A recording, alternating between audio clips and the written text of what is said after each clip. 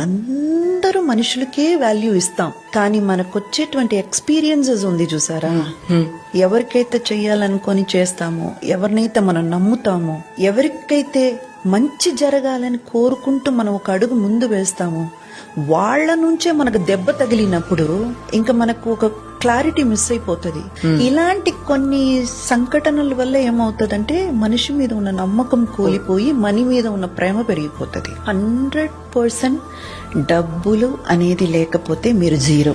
మీరెంత గుణవంతులైనా సరే, మీరు ఎంత మంచి చదివి ఉన్నా సరే, మీలో ఎంత ప్రతిభ ఉన్నా సరే, డబ్బులు అనేది లేకపోతే మీరు జీరో. సో అది ఉండాలి.